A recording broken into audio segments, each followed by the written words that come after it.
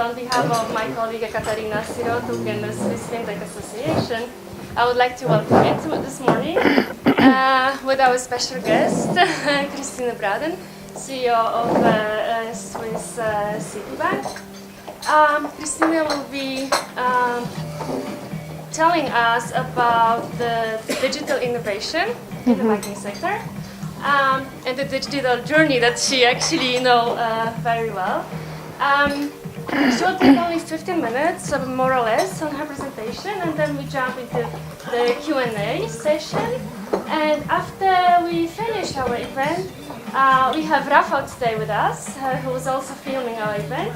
And if you want, and if you're willing, if you have time, he would like to run a couple of interviews with any of the volunteers here. So I hope you're gonna enjoy, and enjoy the breakfast.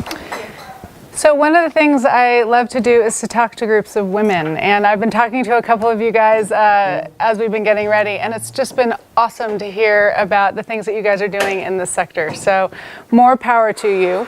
As she mentioned, my name is Christine Braden. I've been in Switzerland for 2 years.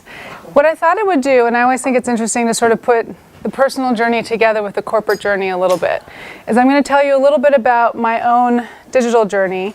And then I want to talk a little bit about what's happening with respect to how we're looking at innovation, what our challenges are, what I see in the wider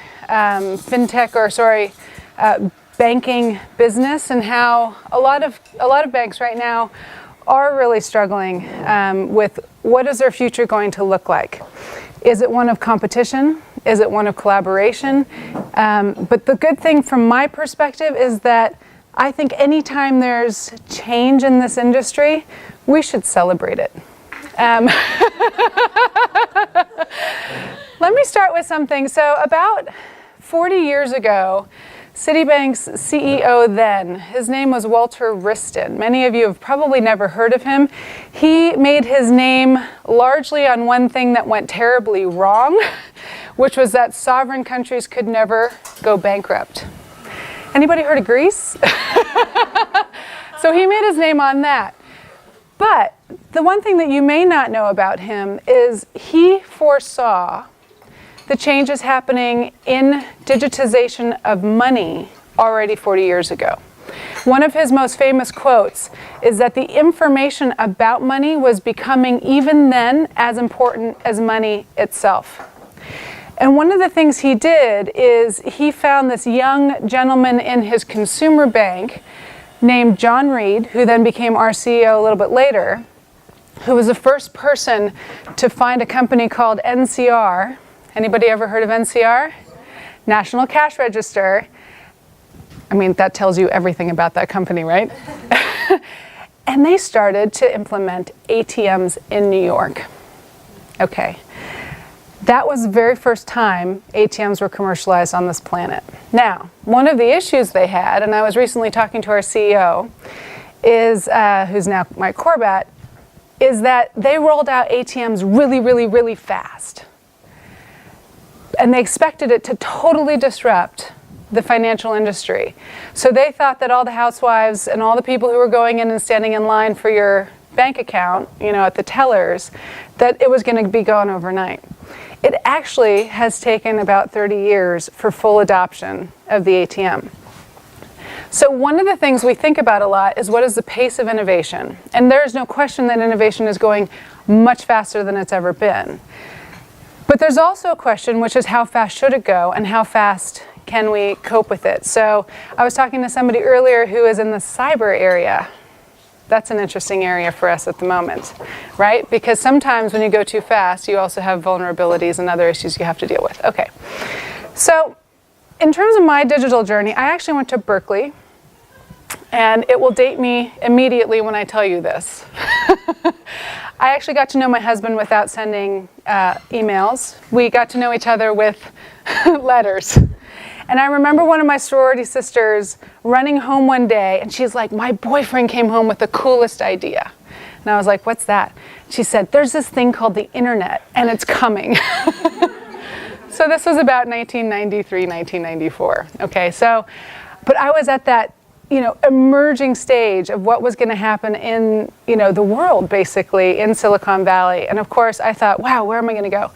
I decided to go into finance for a couple reasons which remain very true today. The first one is that finance is never dull. It's always changing. You guys are all testimony to that. Secondly, it's an incredibly creative industry, right? Where any day of the week you can actually come up with something new. And the other thing is that I wanted to have a platform that was potentially global. There's a lot of businesses that are local. Obviously, globalization has changed. But I think one of the things that you guys all probably deal with is the fact that whether you're in finance, you can potentially go global pretty quickly, okay, as opposed to just doing local solutions. And so in 2000, I was invited with the bank to define the internet strategy of the bank. I was relatively junior at the time. But one of the things, and it's been interesting to go through that, we spent 4 weeks in a horrible place called Stamford, Connecticut. I'm from Darien, which is right next door, so I know. But I spent 4 weeks locked in a hotel room trying to think about how is the world going to change. Now, this is at the time of the dot-com boom.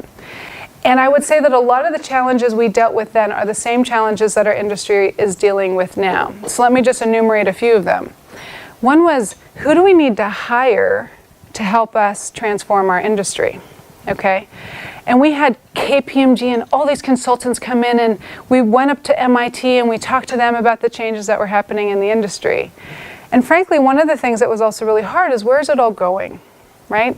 How do we as a financial industry have a crystal ball so that we stay sort of ahead and keep changing ourselves in line with wherever the industry is going?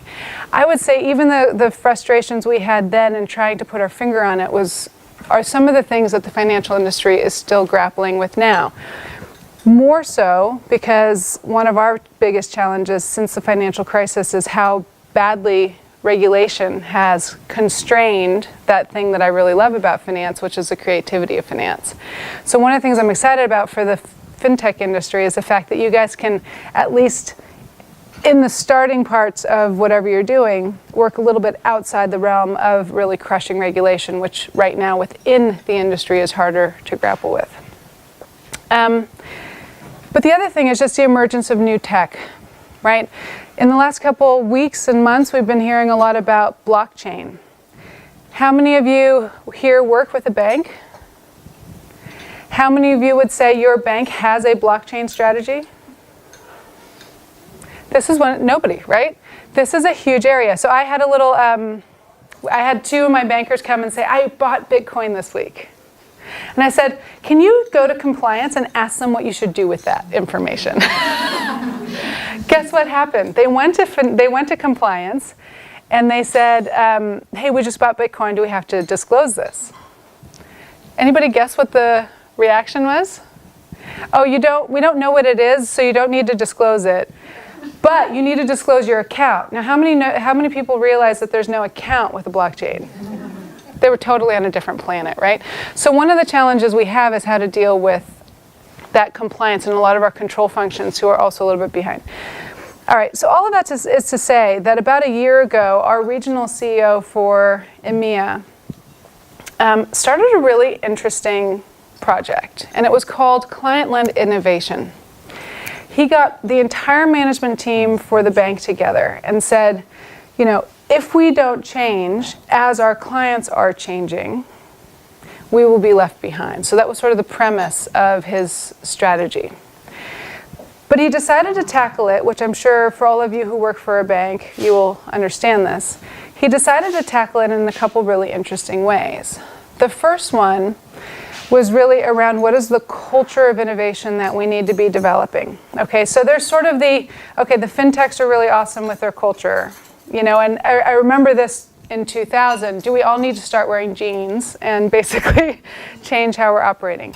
And we decided, no, that's not what we're going to do necessarily, but we do need to create diversity of ideas, and that ideas that are historically, we've been working in a very constrained environment in the banking industry where everything is about how perfect you are versus regulation. How do we move to a world in which you can be imperfect, where you can innovate, where you can take huge risks, right? And so he's been on this journey, and one big pillar of that journey, interestingly, is women's diversity. Because he views that if we actually have diverse opinions in general, we will get to a better place where people of different colors, of different backgrounds, et cetera, actually can all work together and bring new ideas. So one of the things we're trying to upend within the bank is the fact that it's all white men at the top. And when I walked into London 5 years ago, it was me and about 50 men over 50, all of whom were white. Okay, so that's something that we've got to change. But the other thing that we've started to think about, and I think it's something that, all of us are sort of grasping at that vision, where are we going? We're starting to realize that there are some really interesting disruptive themes that are impacting our clients. And so whether it's big data, whether it's payment systems, whatever it may be, most of the clients that we're dealing with are, I would say, on a continuum of completely unaware of what's coming at them to utterly sophisticated about where their businesses are going. Let me give you an example. So, i.e. what I'm saying is that as we actually think about our digital journey, part of it is being one step ahead of that client group, which is going to be very important. Going back to my 1993 story, I always ask people, what happened in 1996? Well, everybody got email. The fact is you can now deliver everything globally in a way that we never were able to do before. But that is now forcing us to change how we do our business.